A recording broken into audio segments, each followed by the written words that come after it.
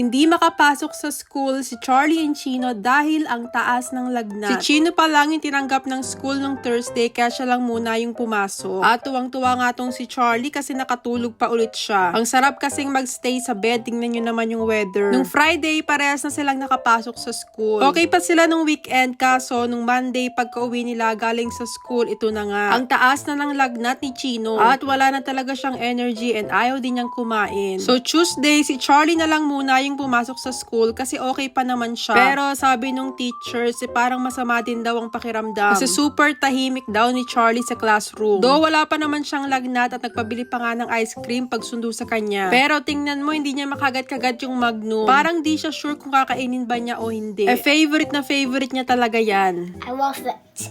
You love it? Yes. Kaso ito na nga, pagdating ng hapon, bigla na ding nagkalagnat itong si Charlie. Kaya ngayon, pares na silang dalawang may sakit. Actually, lagi naman silang dalawa magkasunod o kaya naman sabay nagkakasakit. Anyway, kinabukasan, medyo tinanghali na ako ng gising. And pagkagising ko nga, naligo na kagad ako nagpatuyo ng buhok. Ang twins tulog pa rin kasi tulog lang talaga sila ng tulog. And habang tulog sila, nagluto na muna ako dito ng paksiw. Parang medyo kumakati na din kasi yung lalamunan ko at gusto ko nga ng may sabaw na ulam. And tamang-tama nga kasi meron ako ditong bangus. Naisipan ko nga din para lalagyan to ng taba ng baboy. Which is never ko pang na-try, ngayon lang talaga. So dito, nilagay ko lang lahat ng ingredients at buti na lang kompleto ako sa lahok. Meron nga din pala akong ampalaya kaya nag-add na din ako. Masarap din talaga sa paksiw pagka merong gulay. Anyway, ang twins nga, buong araw lang talaga silang natutulog. Pero minimake sure namin na nagdi-drink sila ng liquids. And syempre, binibigyan namin sila ng gamot. And today nga, kailangan naming itry kung kakain ba sila ng food. Kahapon kasi tinatanggihan talaga nila kahit anong pagkain. Anyway, habang pinapakuluan ko to, umakyat na muna ako para magpalit naman ng mga bedsheet. Dumuka din kasi ang twins kaya nadumihan yung aming cover. At ngayon kasi nandun sila sa kabilang room at dun nga sila natulog. Pero sure ako mamaya lilipat sila dito. Parang hindi din kasi sila mapakali at palipat-lipat nga sila ng mga kwarto. Buti na lang din bumababa yung kanilang lagnat sa gamot. And sabi namin pagka hindi pa rin sila magaling bukas, dadali na namin sila sa doktor. Mas mabuti na din kasi na sure kami para nga maagapan. And sana talaga gumaling din kaagad ang twins. Ang tahimik ng bahay pagka ganitong may sakit silang dalawa. Nagpahinga pa ako dito saglit tapos naalala ko meron nga pala akong niluluto. And tamang-tama din kasi nga ito luto na yung aking paksiw na bangus. Perfect na perfect din to kasi super lamig ngayon. Mukhang maaraw pero grabe super lamig. Hindi kumain ng twins ng rice na may paksiw kaya nagtry kaming umorder ng Domino's. And ito nga kasi yung paborito nilang pizza. Nung una ayaw pa kumain ni Chino pero ayan napilit ko naman kahit konti. And buti na lang din kumain siya kahit papano. Pero si Charlie ayaw niya talagang kumain ng food. Kaya ang ginawa ko, binibigyan ko na lang sila ng meal. Para kahit hindi sila kumakain, meron pa ring laman yung kanilang tiyan. Hanggang nung naggabi na, eto nga't nilalagnat pa rin silang dalawa. At pag-pray natin na gumaling na kaagad sila.